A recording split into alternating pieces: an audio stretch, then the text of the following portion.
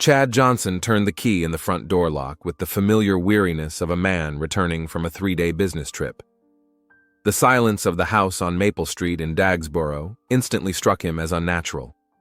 Usually at this time, around 7 on a Friday evening, he would be greeted by the ringing laughter of 6-year-old Hilly and the aroma of dinner cooking in the kitchen. "Dakota?" "Hilly," he called as he walked through the hallway. Only the echo of his own voice answered him. Chad went into the kitchen, then peeked into the living room, the bedroom, and the nursery. Everything was empty and too neat, as if the rooms had been prepared for potential buyers. In the bedroom, he noticed that several photographs were missing from the dresser. About a third of Dakota's clothes and almost all of Hilly's things were missing from the closet.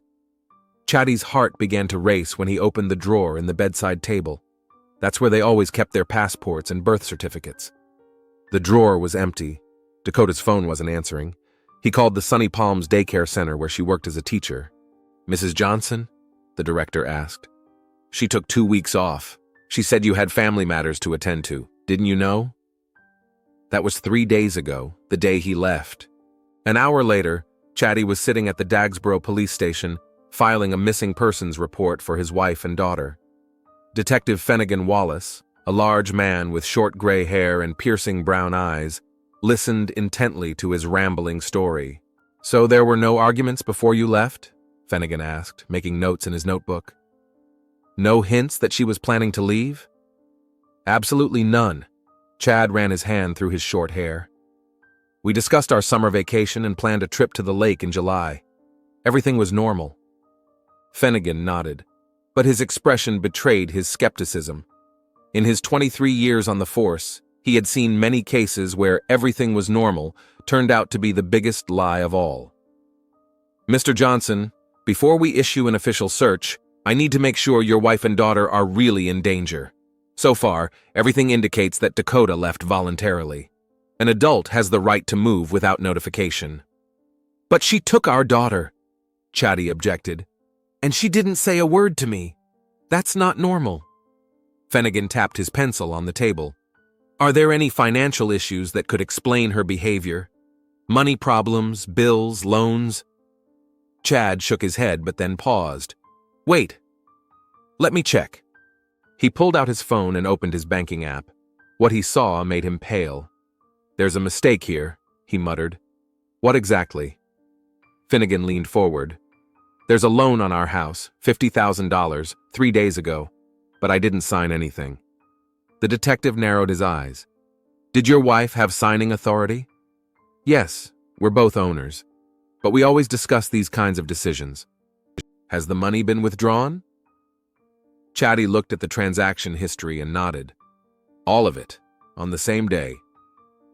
Finnegan sighed and leaned back in his chair. "Mr. Johnson, this changes things. Now we have reason to believe that your wife may have been coerced into taking out the loan.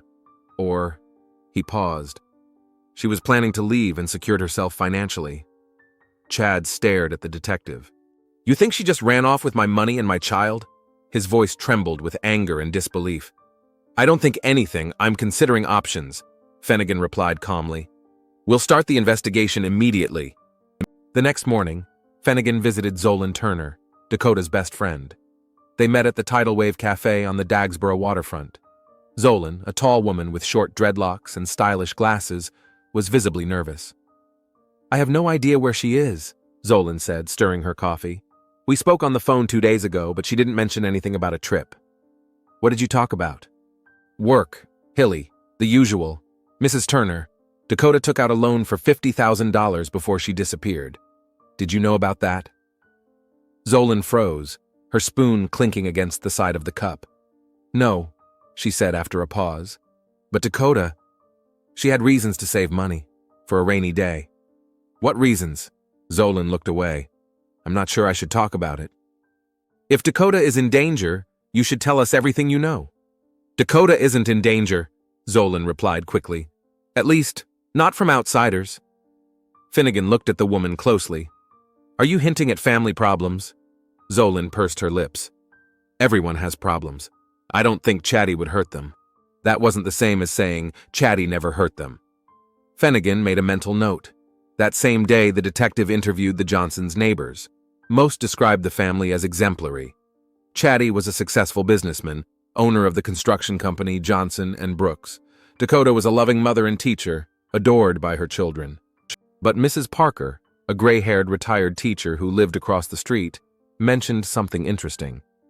"They're good people, very decent," she said, watering her geraniums on the porch. "But sometimes at night, I have insomnia. Sometimes I heard them arguing, loud voices, especially his. Once she ran out of the house in the middle of the night with Hilly in her arms. She sat in her car for an hour, then came back." "When was that?" "About a month ago." Back at the station, Finnegan checked the 911 call history. There were no calls from the Johnsons or their address. He then requested bank statements. The money from the loan had been withdrawn in cash at 3 different bank branches in a neighboring county. Dakota was on the surveillance cameras, calm, focused, alone, showing no signs of distress. On the 3rd day of the investigation, they found Dakota's car, a silver Honda Civic, in a long-term parking lot at the bus station in Dover. In the glove compartment, they found receipts from a gas station and a check from a roadside cafe in Maryland, dated the day of her disappearance. She was clearly heading south, Finnegan told his assistant. "Check the bus station's security footage. She may have bought bus tickets." Meanwhile, Chatty wasn't sitting around. He called all of Dakota's friends, posted ads on social media, and even hired a private investigator. He also visited the bank where the loan had been taken out. "Mr. Lynch," he said to the manager, whom he knew personally, "how could my wife have received such a large sum without my knowledge?" The manager, a short, heavy-set man in an expensive suit, spread his hands guiltily. "Chad, everything was done by the book. She has signing authority and the paperwork is in order. She said you were planning to renovate your house and start a new business venture. And you believed her? I had no reason to doubt you. You're a long-time customer with an impeccable credit history." That evening, Chatty met with his business partner, Emate Brooks. They sat in the half-empty C-Knot bar, sipping whiskey. "I don't understand," Chatty said, twirling his glass in his hands. "Why did she need so much money? Where could she go with a 6-year-old child?" Emmett, a thin man with sharp features and alert eyes, shrugged. "Maybe she'd been planning this for a long time. Women are good at keeping secrets." "But we were happy," Chad exclaimed. "At least I thought we were." Amate looked at his friend with a hint of sadness.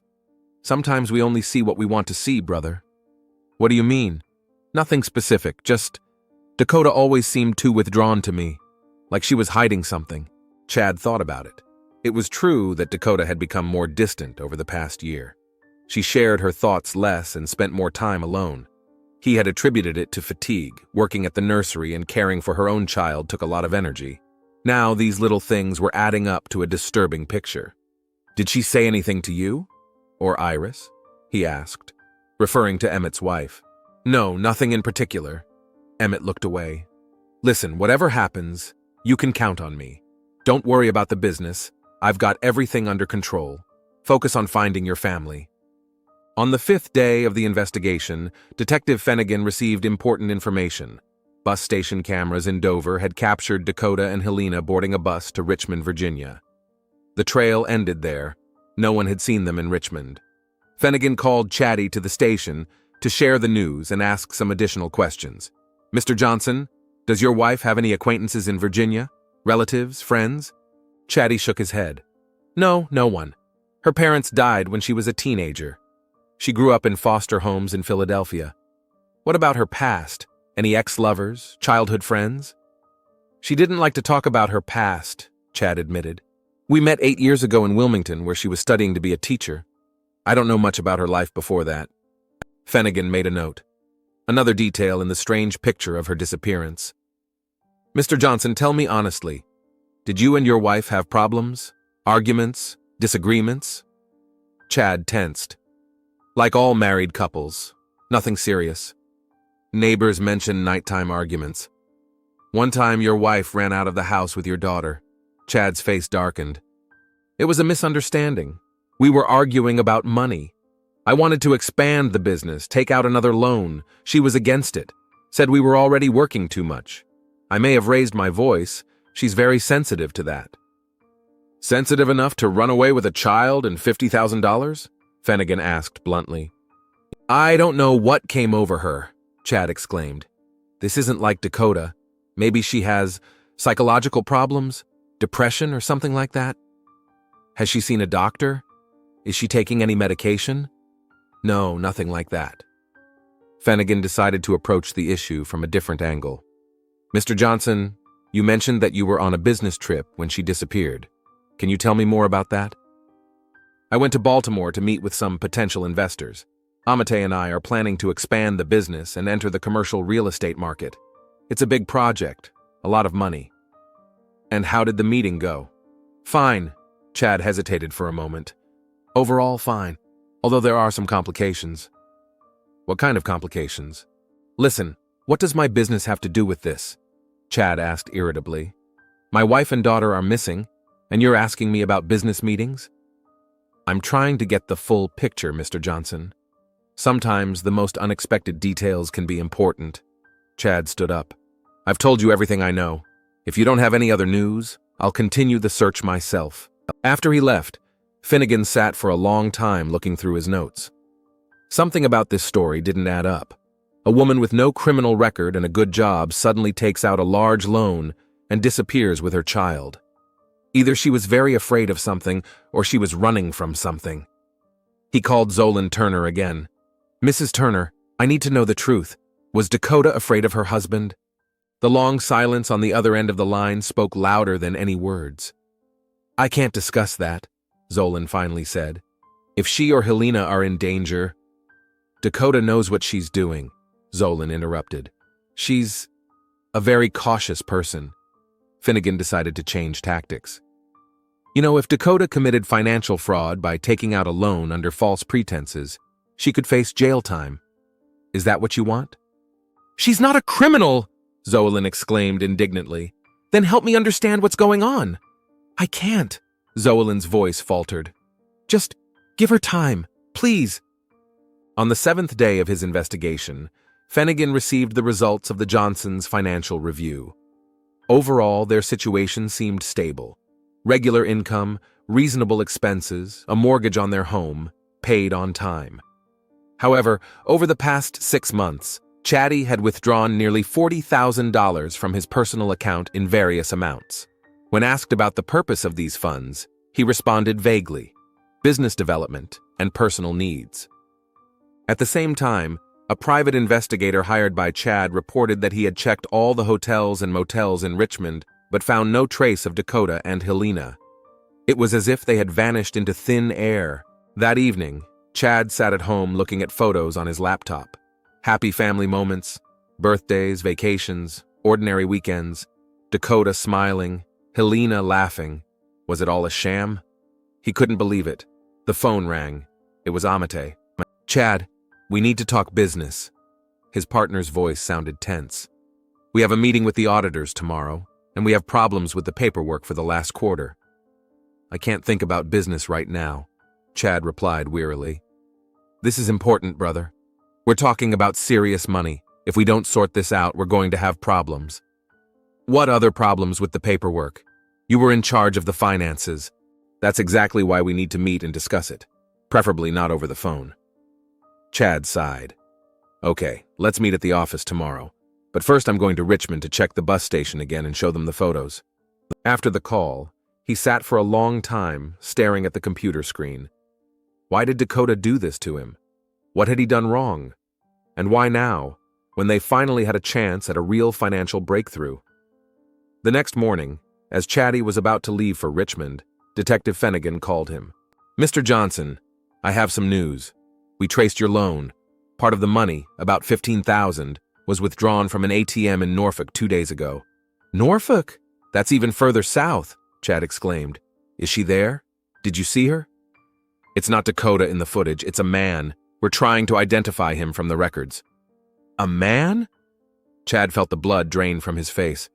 What kind of man? We don't know yet. Tall, thin, wearing a cap and sunglasses. We can't see his face. She ran off with her lover? Chad's voice trembled with rage. And my child? Don't jump to conclusions, Mr. Johnson. We'll check everything out. Finnegan didn't mention that the silhouette of the man in the recording looked familiar to him, very similar to someone he had seen recently. But before jumping to conclusions, he needed more concrete evidence. Monday morning in Dagsboro began with the piercing wail of police sirens. An abandoned warehouse on the eastern outskirts of town, once part of a fish cannery, suddenly became the center of attention for the entire town. Workers who had come to inspect the building for possible renovation discovered the body of a man. Detective Finnegan Wallace was one of the first to arrive at the scene. He recognized the victim immediately, despite the changes death had wrought on his features. "Chad Johnson," he said quietly, leaning over the body. "Damn it." The medical examiner, Dr. Lomax, carefully examined the body. "Gunshot wound," he said, pointing to a neat hole in the victim's chest. "Looks like a .38 caliber pistol, shot at close range, straight through the heart." "Time of death?" "Judging by the rigor mortis and body temperature, between 10 p.m. yesterday and 2 a.m. this morning. I'll know for sure after the autopsy." Finnegan nodded. Last night. It had been almost 10 days since Dakota and Helena disappeared. And now this. He carefully examined the crime scene. The warehouse was empty except for a few broken wooden crates and old metal shelves. The dust on the floor was disturbed by footprints, several pairs of shoes, including those of the victim. Chady had clearly not come here alone, and clearly of his own free will. "Any weapons nearby?" Finnegan asked the forensic technicians searching the premises. "Not yet," one of them replied, "but we've only just started. The victim's phone was on him, unlocked. The last call was from Emmett Brooks yesterday at 7:30 p.m. Several missed calls from the private investigator Chady had hired. No messages from Dakota. Finnegan stepped aside and dialed his assistant's number. "Jim, I need an arrest warrant for Dakota Johnson, and locate Emmett Brooks, immediately." 2 hours later, Finnegan sat in his office, staring at a board covered with photos and notes. The picture seemed clear. Dakota Johnson, fearing her husband, took out a loan, took her daughter, and ran away. Chad had tracked her down, or perhaps they had arranged to meet. A conflict had ensued, and Dakota had shot her husband. A classic story of domestic violence ending in tragedy. But something wasn't right. Several details didn't fit into this simple picture. First, where was the gun? If Dakota shot her husband and fled, where did she put the gun? Second, Chad was a large man, above average height, athletic. Dakota was a fragile woman. How did she manage to overpower him alone? Third, why did Chad go to an abandoned warehouse in the first place? And why late at night? There was a fourth question, the most important one. Where were Dakota and Helena now? Finnegan's thoughts were interrupted by a phone call. "Detective, we found Amita Brooks," his assistant reported. "He's at the Johnson and Brooks office. He says he didn't know anything about his partner's death until we called." "I'm on my way," Finnegan replied, "and get access to the company's financial records. I want to know everything about their business." Johnson and Brooks, a construction company, was located in a small but modern office building in downtown Dagsboro. Finnegan found Emmett at his computer, his eyes red from lack of sleep. "I can't believe it," Emmett said when the detective told him about his partner's death. "Who could have done this? I hope you can help me find out," Finnegan replied. "When was the last time you saw Chad?" "The day before yesterday, here in the office. We were discussing current projects. I called him last night, but he didn't answer." "The call was at 7:30 p.m. Why did you call?" Amit frowned. "I needed to discuss some financial matters. We have an audit coming up." "What kind of matters?" "Just routine business matters," Amit replied evasively. "Nothing out of the ordinary. Mr. Brooks, your business partner has been murdered. I would be more forthcoming if I were you." Emmett sighed and rubbed his temples. "All right. We had some discrepancies in the paperwork. Chad sometimes did things his own way, not always officially." "You mean double-entry bookkeeping?" "I wouldn't call it that. More of a creative approach to finance. It's not uncommon in the construction business." Finnegan made a note in his notebook. "And how serious were these discrepancies?" "Serious enough to raise questions with the tax authorities if they had been discovered." "Did you know about Dakota's disappearance and the loan she took out?" "Of course. Chad was distraught. He didn't understand why she did it." "Do you?" Emmett lowered his eyes. "I think Dakota had her reasons." "What were they?" "Look, Chad was my friend and partner. I don't want to speak ill of him, especially now. Mr. Brooks, this is murder. I need to know everything. Chad, he had a difficult personality. He could be very demanding and harsh, especially when it came to money or control. It helped in business, but at home, Amate shrugged. I don't know all the details of their family life. Do you think Dakota could have killed him? Dakota? Amate looked genuinely surprised. No, she's not capable of that. She's the most peaceful person I know. Then who do you think could have done it? I don't know. Maybe it's business related? Chad had, let's just say he had a complicated relationship with some of his contractors. Finnegan decided to approach the subject from a different angle. Where were you last night between 9 and 2 in the morning? Amate tensed up. At home with my wife. We watched a movie, then went to bed. Can your wife confirm that? Of course. Good. Now tell me more about your company's financial situation. E-Mate was visibly nervous when answering questions about the business. According to him, the company was going through a rough patch. Several large clients had delayed payments, and a new commercial real estate project required significant investment. Chad insisted on raising funds by any means necessary, even if it meant optimizing the financial statements. After talking to Emmett, Finnegan went to the bank to get detailed information about Dakota's loan and the Johnsons' account activity. The bank manager, Mr. Lynch, provided all the information he had. $50,000 was withdrawn in cash from 3 different bank branches in one day, he explained, showing the statements. Dakota withdrew it herself. We have the camera footage. Did she seem scared? Nervous? No, she seemed perfectly calm and collected. She even smiled at the employees. What about Chad Johnson's accounts? Lynch looked through the documents. There has been unusual activity over the last 6 months. Large sums were deposited and withdrawn almost immediately.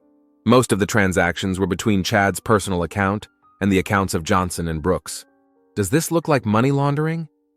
I wouldn't jump to conclusions, but yes, it's an unusual pattern. Finnegan returned to the station, where the results of the search of the Johnsons' house were waiting for him. No traces of weapons were found, but several interesting documents were discovered. Bank statements that Chadi had kept separate from his other papers, and a notebook with names and amounts. Several names were marked with asterisks. Towards evening, the autopsy results came in. Dr. Lomax confirmed his initial findings. Death was caused by a gunshot wound to the heart, fired at close range. Time of death was between 10 o'clock and 11 p.m. Traces of alcohol were found in the victim's system, but not at a critical concentration. He knew his killer, Lomax concluded. No signs of a struggle, no defensive wounds. Chadi let the killer get close enough to get an accurate shot. Finnegan decided to talk to Zolan Turner again. This time they met at her home, a modest but cozy cottage on the outskirts of Dagsboro. Zolan had just returned from work and looked tired. Have you heard about Chadi? Finnegan asked. Yes, the whole town is talking about it, she replied, offering the detective some tea. It's terrible. Mrs. Turner, last time you weren't entirely honest with me. Now we have a murder. I need to know everything about Dakota and Chad's relationship. Zolan was silent for a long time, then sighed heavily. Dakota was afraid of him. Not always, but in recent years. Chadi had changed. He became more controlling, quick-tempered. She never said outright that he beat her, but I saw the bruises. She always found excuses. She fell. She bumped into something. But I'm not stupid. Why didn't she leave him sooner? Because of Hilly. Chad adored his daughter and constantly told Dakota that if she tried to leave, he would do everything in his power to make sure she never saw her child again. He had money, connections, a reputation in town. Dakota was afraid he would win the custody battle. So she was planning to escape? I didn't know of any specific plans. She became very cautious. But yes, I think she was preparing for a long time. Gathering evidence, money. Do you think she could have killed him? Zolan shook her head. No. Dakota wasn't capable of violence, not even to defend herself. She would have run away. What can you tell me about Emmett Brooks? Emmett, he's a good man. He was always kind to Dakota and Hilly. Why do you ask? Just gathering information about everyone close to the family. Finnegan didn't mention that Amate had lied about Chad's last call. According to the phone records, they hadn't spoken at 7:30 p.m., but at 9:45 p.m., much closer to the time of death. And it wasn't Amate who had called, but Chad.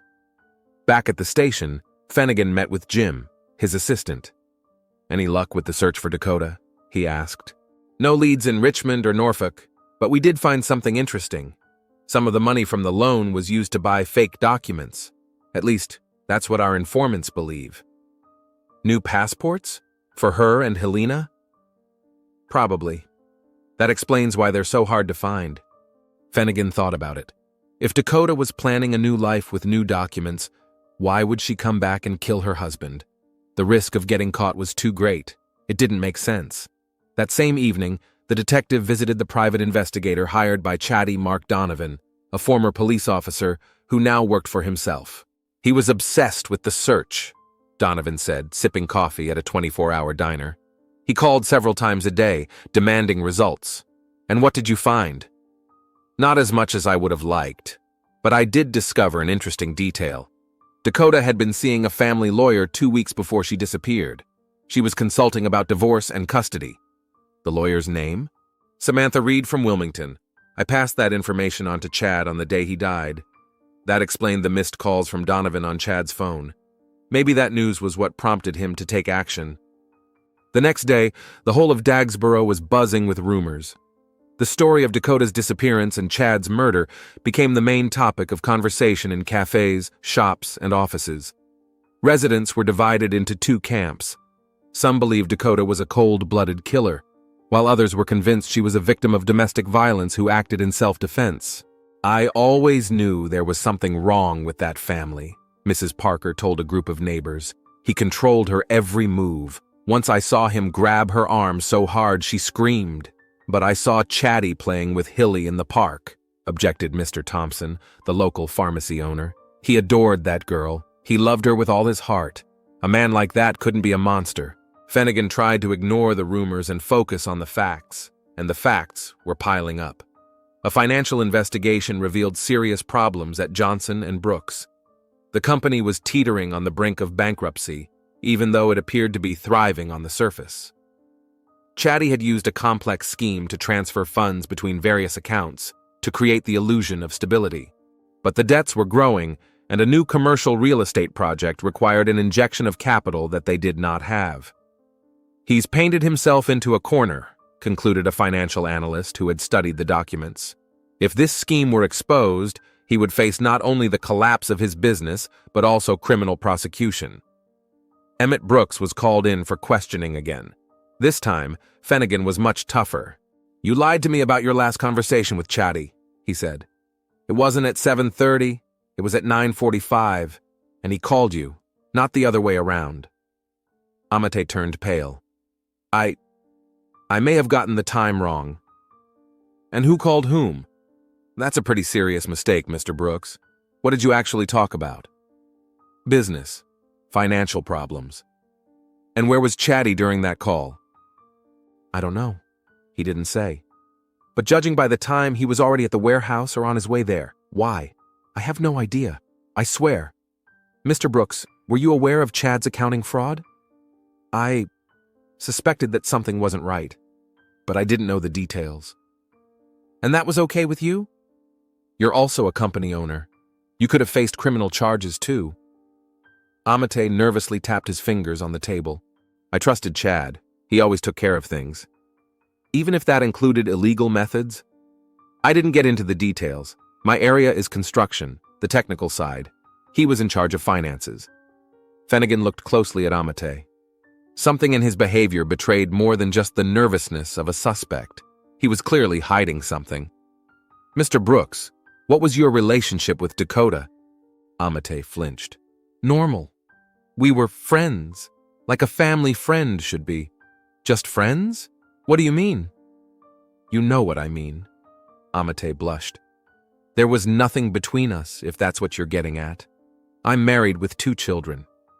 "But you knew about Dakota's problems with Chad?" "I had my suspicions. Sometimes she would come into the office with bruises she was trying to hide. I asked her about it once, but she denied it." "And you didn't do anything?" "What could I have done?" Amate retorted heatedly. "Chatty was my partner, my friend. I tried to talk to him, hint that he was being too hard on his family, but he always brushed it off, said I was none of my business." Finnegan made a note in his notebook. One more question. Who else knew about the company's financial problems besides you and Chad? No one. Even our accountant only saw the part of the documentation we showed him. What about Dakota? Emmett paused. I don't know. Chad didn't like to discuss business with her, but she's a smart woman. Maybe she suspected something.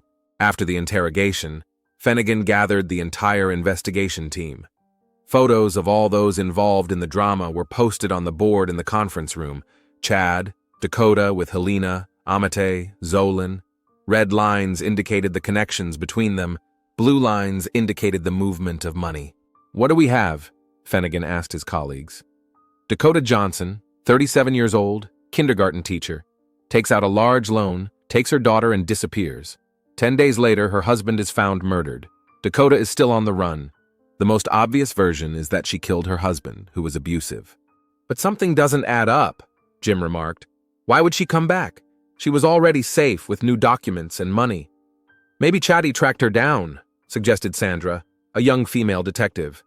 Did she defend herself? Then why in the warehouse? Finnegan objected. And where did she get the gun? What if the killer isn't Dakota? Jim asked. What if it's connected to Chatty's business, his shady dealings? Or Amate, Sandra added. He's clearly hiding something, and he was the last person to talk to Chatty. Finnegan looked at the board, analyzing all the known facts. Love and hate, fear and despair, money and power were intertwined in this story. The truth was somewhere here, among these threads and photographs. We'll keep looking for Dakota, he decided, and we'll dig deeper into Chatty's business. Someone knows more than they're saying. The 15th day of the investigation began with an unusual discovery for Detective Finnegan. Martha Wilson, Hilly's former nanny, handed him a key. Dakota gave it to me 2 years ago, the elderly woman explained. She said if anything happened to her, I should give it to the police. It's from a storage locker at the bus station in Wilmington. Finnegan immediately headed to Wilmington. In storage locker number 123, he found a small metal suitcase. Inside were photographs, documents, and a flash drive. The photographs showed signs of abuse on Dakota's body, bruises on her arms, ribs, and back. Each photo was accompanied by a date and a brief description of the incident. The earliest was dated 3 years ago, the latest a month before Dakota's disappearance. In addition to the photos, the briefcase contained a diary, a plain, leather-bound notebook filled with Dakota's neat handwriting. Finnegan began to read. March 20th. Chad lost it again. He threw a plate against the wall when I said I wanted to go back to work full-time. He said I didn't care enough about Hilly, that I was a bad mother. Hilly heard everything. She cried in her room. I have to do something. April 2nd. The bruise on my shoulder is almost gone. Chad apologized and brought flowers. He says he loves us. I know part of him really does. But the other part, I'm afraid of that other part. May 15th. Today, Chatty threatened to take Hilly away from me for the first time. He said that if I tried to leave, he would convince the court that I was unstable, that I couldn't take care of her. I have money, I have connections, he said. You'll never see her again. June 10th. I started saving money little by little so he wouldn't notice. Chad controls all the finances, checks all the expenses. Zolan helps. I give her cash. She keeps it for me. The entries continued, describing the gradual deterioration of the situation. The last entry was dated a week before Dakota's disappearance. August 3rd. Everything is ready. Documents, money, route. Tomorrow, Chatty is leaving for Baltimore for 3 days. This is my chance. I'm scared, but staying is even scarier. If you're reading this, something has gone wrong. Please protect Hilly. The flash drive contained audio recordings. Dakota had secretly recorded arguments with her husband. In one of them, Chatty shouted, "You're not getting away from me. Try to take my daughter, and I'll find you and destroy you. You'll regret the day you were born." Finnegan listened to the recordings in the silence of his office, feeling anger building inside him. The picture of what was happening was becoming clearer, but there were still questions. He called Zolan Turner back in for questioning. "Why didn't you tell me about the stash earlier?" he asked bluntly. Zolan looked confused. "What stash?" "The evidence of abuse that Dakota was collecting." Zolan paled. I didn't know about a specific stash. I knew she was collecting evidence, but not the details. Dakota had become very cautious in the last year. She was afraid Chatty would intercept our correspondence, check her phone. Did you help her save money? Yes, Zolan admitted. But we both knew it wasn't enough. That's why she decided to take out a loan. She needed to secure a new life for herself and Hilly, pay for lawyers to fight for custody. Do you know where she was going? No, she didn't tell me. For my own safety, you understand? So I couldn't give her away, even if Chatty pressured me. Finnegan nodded. It made sense. What about Emmett Brooks? What was his relationship with Dakota? Zolan hesitated. Complicated. Emmett, he cared about her, more than a business partner should. Were they lovers? No, Zolan protested vehemently. Dakota would never, but Amate clearly had feelings for her, and he was the only one who tried to talk to Chad about his behavior. How did Chad react? Badly. They had a serious fight about it once. Amate came home from the office with a broken lip. He said he'd hit it on the door. The picture gradually became clearer. Finnegan requested a detailed report on the movement of the loan money. Financial analysts traced the cash withdrawals and subsequent transactions. Part of the money, about $15,000, was used to purchase fake documents through an intermediary in Norfolk. Another $10,000 was cashed out in various cities along the East Coast, creating a false trail. At the same time, Finnegan delved deeper into the business of Johnson and Brooks. The financial machinations turned out to be more extensive than initially thought. Chadi had used the company to launder money received from contractors for fictitious work. Emate was probably aware of this, but did not participate directly. On the 17th day of the investigation, there was an unexpected turn of events. Finnegan received an anonymous message on his work email. Check the Blue Wave Motel in Rehoboth Beach, room 27, on the night of the murder. Rehoboth Beach was an hour's drive from Dagsboro. Finnegan immediately headed there. The Blue Wave was a small roadside motel with a faded sign. The manager, an elderly man with a gray mustache, provided information about the guests on the night of the murder without asking any questions. Room 27 was occupied by a woman with a girl, he said, looking through the registration log. She checked in as Lisa Williams. She arrived around 8 in the evening and left early in the morning. Do you have surveillance cameras? Of course. We keep the recordings for a month. Finnegan watched the video. At 8:15 p.m., a woman wearing a hood to hide her face and a little girl enter room 27. At 6:30 a.m., they leave and get into a taxi. Their faces are not visible, but their figures and movements resemble Dakota and Helena.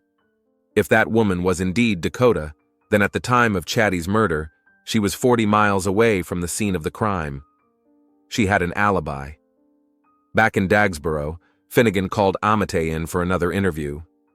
This time, he was ready to press him.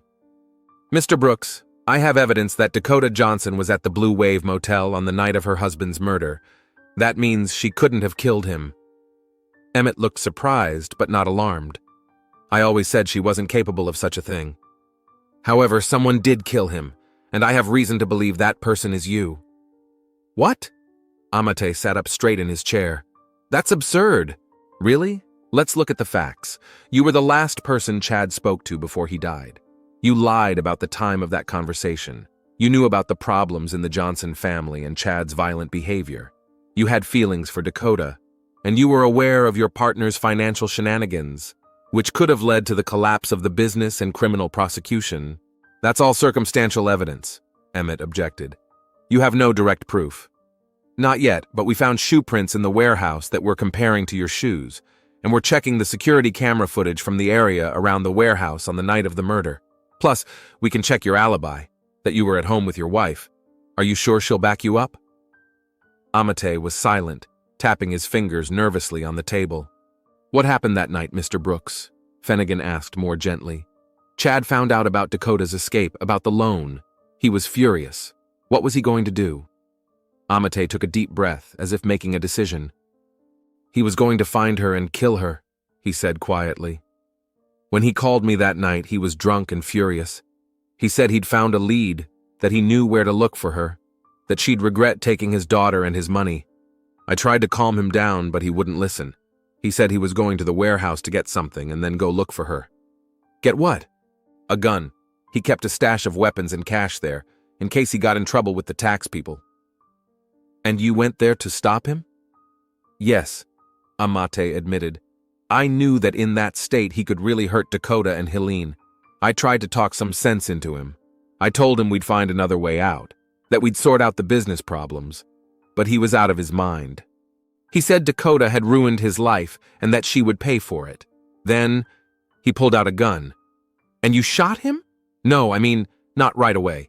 We struggled. He was stronger but drunk. The gun ended up in my hands. I just wanted to scare him, to calm him down. But he lunged at me and the gun went off. Finnegan looked closely at a mate, assessing the sincerity of his words. Why didn't you call the police if it was self-defense? I panicked. I thought about my family, my children, about being charged with murder. Besides, I wanted to give Dakota time to get away. Chad was right about one thing. He really had found a lead. He had the motel address. How did he find it? I don't know. Maybe a private investigator. Finnegan made a note. That explained the anonymous message about the motel. It was probably sent by Amate himself, trying to protect Dakota. Mr. Brooks, you do realize that you just confessed to murder? It was self-defense, Amate said quietly. And I was protecting Dakota and Helena. You saw the photos, you heard the recordings. You know what kind of man Chatty was. Finnegan nodded. He did know. I have to arrest you. The court will decide whether it was self-defense. I understand, Amate said, looking resigned. I only ask one thing. Don't go after Dakota. She's the victim in all this. She deserves a chance at a new life. After Amate's arrest, the investigation focused on finding Dakota and Helena, now not as suspects, but as important witnesses and possible victims. A week later, they were found in a small town in North Carolina, where they were living under the names Lisa and Emma Williams. Finnegan went there himself.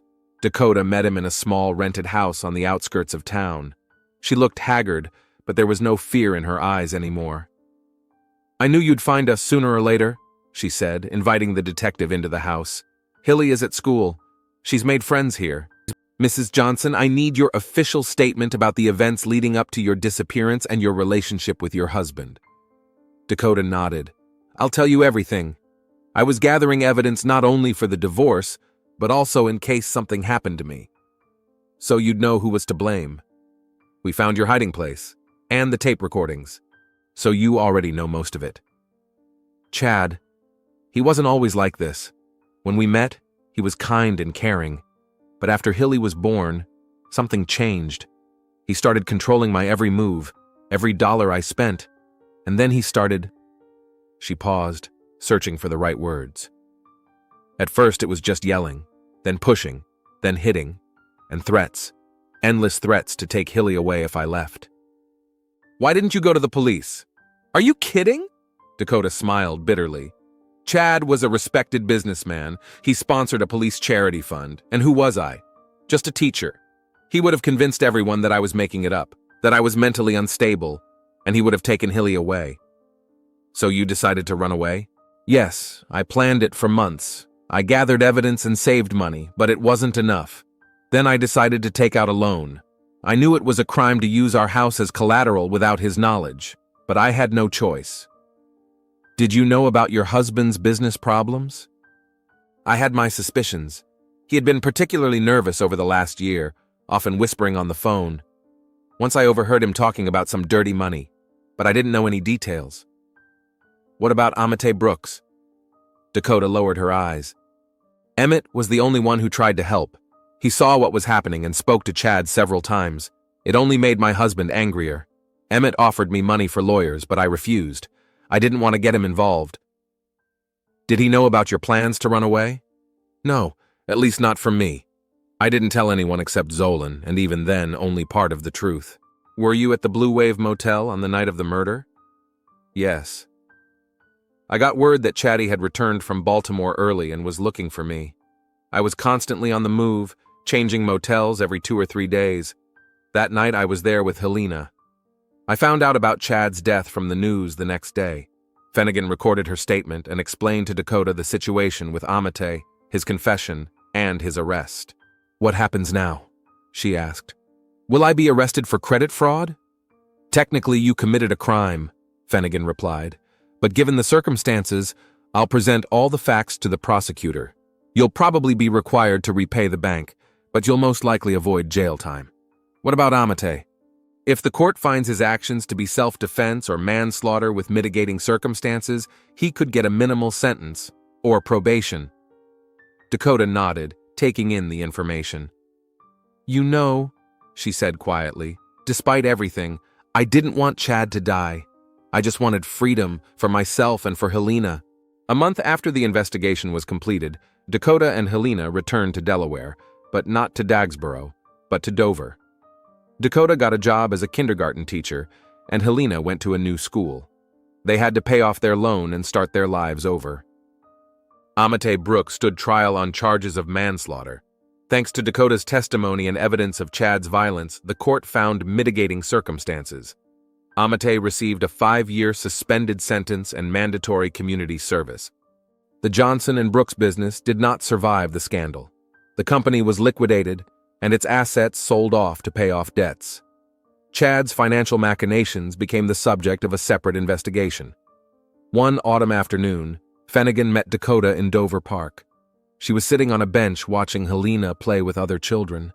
For the first time since they had known each other, the detective saw a calm smile on her face. "How are you?" he asked, sitting down next to her. "Better," she replied. "Day by day. Helena is waking up less at night, so am I." "I'm glad to hear that." "You know," Dakota said, looking at her daughter, "debts, work, all these problems, they're nothing compared to fear. Living without fear is true freedom." Finnegan nodded. He had seen many victims of domestic violence in his career. Some were lucky enough to escape. Some hadn't. Dakota was one of the former. Despite all the difficulties, she had a whole life ahead of her without fear. "Take care of yourself, Mrs. Johnson," he said, standing up. "And Hilly." "I will," Dakota smiled. "That's all that matters now."